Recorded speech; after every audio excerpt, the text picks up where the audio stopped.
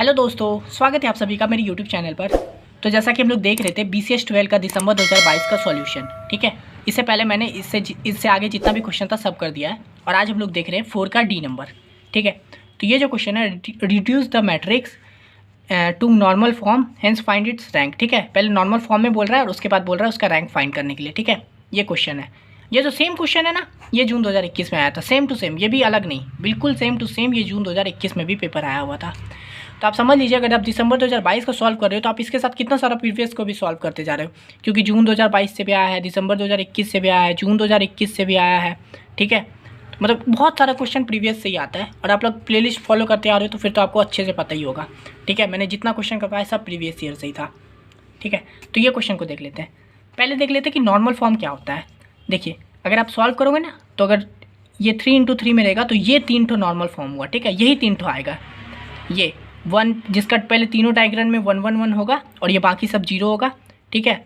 या फिर 2 1 होगा और बाकी सब 0 होगा, या फिर 1 1 होगा बाकी सब 0 होगा। डायगोनल को पकड़ के चलिए, या तो तीनों में होगा, या फिर 2 में होगा, या फिर 1 में होगा, बाकी सब 0, ठीक है। या फिर ऐसा भी समझ सकते हैं, जिस रो और कॉलम में 1 होगा उसमें बाकी में नहीं होगा। जैसे यहाँ पे 1 है तो इसमें बाकी में 1 नहीं है, यहाँ पे भी 1 नहीं है। अगर यहाँ पे भी देखें तो इसमें बाकी में 1 नहीं है, यहाँ पे भी 1 नहीं है, एक जगह ही। इसका में भी वही बात है, यहाँ पे 1 है तो बाकी आगे भी इधर भी नहीं है, इधर भी नहीं है, इसका भी इसी तरह से है, ठीक है। तो नॉर्मल फॉर्म ये हो गया। तो वहाँ पर हम लोग को प्रूफ करके इस तीनों में से किसी एक में इसको सॉल्व करना है, ठीक है। देखना है कि किस में आएगा, ठीक है। तो सॉल्व करते हैं इसको। सबसे पहले देखिए, अगर ध्यान से देखेंगे तो सबका में स्टार्टिंग में यहाँ पे तो 1 है ही, तो ठीक है। तो सबसे पहले हम लोग यहाँ पे 1 लाने का कोशिश करते हैं। कैसे लाएंगे यहाँ पे 1, इसको हम लिख दिए हैं सेम टू सेम। देखिए, R3 में यहाँ पे 1 है तो इसको उठा के हम यहाँ पे रख सकते हैं ना। इसको चेंज कर देते हैं, ये दोनों को R3 और R1 को चेंज कर देंगे तो यहाँ पे ऊपर 1 लाना था हम लोग को, आ जाएगा 1, ठीक है। तो बस वही किए हैं, R3 को उठा के R1 में डाल दिए। R3 में क्या है, 1 -1 और 0, तो वहाँ पे ले आए 1 -1 और 0, और R1 में जो है उसको R3 पे लेके चले गए। 538 को 538 कर दिया। R2 में छेड़छाड़ नहीं किए तो वो सेम टू सेम लिखा गया, ठीक है। अब बस इसको आगे सॉल्व करेंगे, यानी कि ये देखिए, इसको सॉल्व करने के लिए क्या करना है हम लोग को, 0 0 लाना है ना, ठीक है।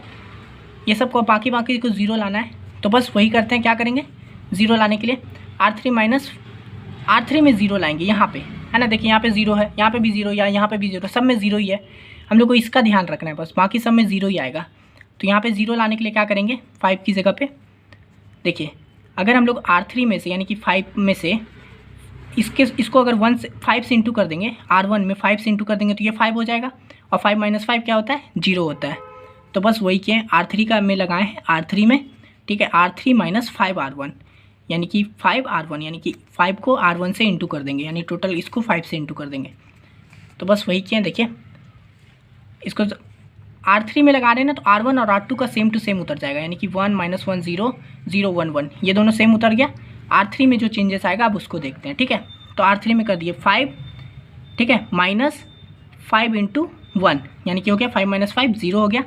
इसी तरह से यहाँ पे भी देखिए, R3 में 3 -5 × -1 है ना। तो इसको सॉल्व करेंगे तो क्या आ जाएगा, 8 आ जाएगा। इसी तरह से इसको क्या है, R3 यानी कि 8 - 5 R1 यानी कि 5 × 0 क्या आएगा, ये तो 0 हो जाएगा, यानी कि 8 आ गया। तो बस यही लिख दिया, ठीक है। यानी कि हम लोग को यहाँ पे 0 0 लाना था, ले आए।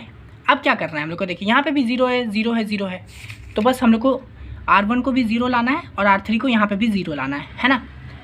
तो बस वही सिंपली सॉल्व किए। R1 को 0 लाने के लिए R1 + R2 कर दिए, ठीक है। अब देखते हैं यहाँ पे, ये देखिए R1 + R2 करेंगे, यानी कि -1 + 1 कर देंगे तो क्या आ जाएगा, -+ 0 आ गया, है ना।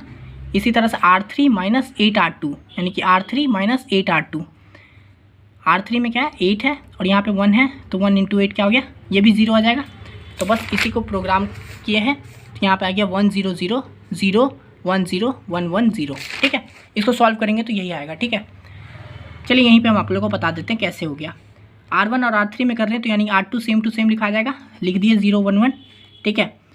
R1 में चेंज कर रहे हैं, यानी कि R1 + R2, अगर इसको कर देंगे तो R1 + R2 क्या हो गया, 1 + 1 1 ही हो गया, ठीक है। इसको करेंगे तो इसको 0 लाना था, तो इसी के लिए हम देख रहे थे, तो ये -1 + 1 है ना, -1 + 1 ये हो जाएगा 0, ठीक है। और यहाँ पे क्या है 1, ये R1 है और R2, 0 + 1 ये 1 का 1 हो गया है ना।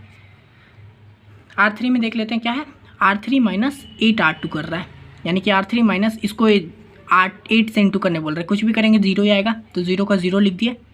यहाँ पे देखिए R3 8 - 8 8 है ना, 8 को 1 से कर दिए तो 8 - 8 ये भी 0 हो जाएगा।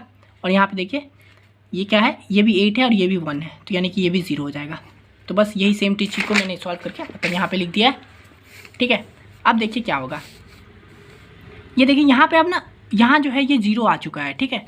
मतलब कि हम लोग का ये जो था तीनों में 1 1 1 आने वाला ये नहीं आ सकता, ठीक है। अब बाकी ये दोनों में से ही सॉल्व होगा कोई, क्योंकि इसको अब 1 नहीं कर सकते। अगर कोई 0 आ जाता है ना तो फिर उसको 1 नहीं कर सकते। आप ऐसा मत कर दीजिएगा कि हम 1 ऐड कर देते हैं, ऐसा नहीं, ठीक है। अगर यहाँ पे 0 आ चुका है मतलब अब इसको 1 नहीं कर सकते, तो मतलब अब ये दोनों में से कोई आंसर आने वाला है। तो चलिए इसको सॉल्व करते हैं। यहाँ तक आ चुका है। अब क्या करेंगे, हम लोग को 0 लाना है, 0 लाना है। आप मैंने क्या बोला था, जो भी है डायगोनल का ही खेल है, या तो तीनों में 1 होगा या फिर 2 में 1 होगा या फिर 1 में 1 होगा। तो अब ध्यान से देखिए, तो हम लोग का 2 में 1 आ चुका है ना, मतलब कि सेकंड वाला होगा, मतलब कि ये वाला सॉल्व होने वाला है, ठीक है।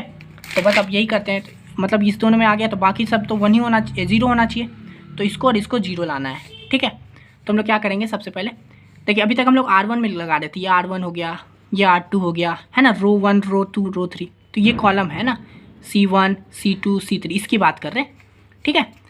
तो हम लोग इसका देखते हैं, C3 में क्या करेंगे हम लोग, C3 - C1 कर देंगे, क्योंकि यहाँ पे 1 है और यहाँ पे भी 1 है, तो 1 - 1 हो गया 0 है ना। R1 और R में क्यों ऑपरेशन नहीं किए, क्योंकि 1 में से 0 घटाते 1 ही आता है ना, यहाँ पे भी 1 में से 0 घटाते तो 1 ही आता। हम लोग को इसको 0 लाना है ना ये दोनों को, इसलिए हम लोग C से लगाए हैं। C3 को C1 से कर देंगे तो 0 आ जाएगा। पहले इस पर ध्यान देते हैं, ठीक है, पहला वाला पे। तो इसको कर दिया तो क्या हो गया, C3 में कर रहे हैं यानी कि ये इसमें कर रहे हैं, तो ये दोनों तो सेम ही होगा, तो 1 0 0 1 0 0 0 1 0 0 1 0 सेम लिखा गया। इसमें कर रहे हैं क्या बोल रहा है, C3 - C1, C3 - C1, 1 में से 1 गया 0 हो गया। यहाँ पे क्या है, 1 में से 0 गया 1 हो गया, और 0 में से 0 गया 0 हो गया, ठीक है। अब ये हो गया। अब हम लोग को इसको भी 0 लाना है, क्योंकि हम क्या बोले थे, जो भी था इसका है, तो ये दोनों 1 है तो बाकी तो 0 आएगा ही, तो इसको भी 0 लाएंगे। क्या करेंगे, फिर से C3 - C2 कर देंगे, यहाँ पे है ना 1, तो इसलिए हम लोग यहाँ पे 1 माइनस कर देंगे C3 में से C2 को। तो बस सिंपली कर दिए। ये तो C3 में कर रहे हैं तो ये तो सेम लिखा जाएगा, 1 0 0 0 1 0 सेम लिखा गया। इसमें कर रहे हैं तो देखिए C3 - C2, C3 - C2, 0 में से 0 गया 0 हो गया, इस 1 में से 1 गया 0 हो गया, और इस 0 में से 0 गया 0 हो गया, ठीक है।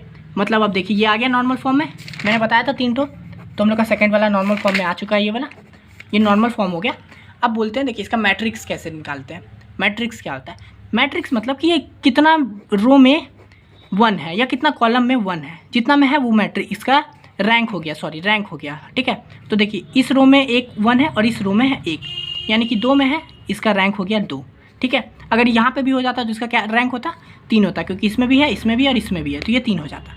और अगर सिर्फ यहाँ पे 1 होता तो क्या होता, 1 हो जाता था रैंक, ठीक है। सिंपल, जितना में 1 है उतना रैंक हो गया, यानी कि इसमें 1 इसमें भी है 1 तो हो गया 2 रैंक, ठीक है।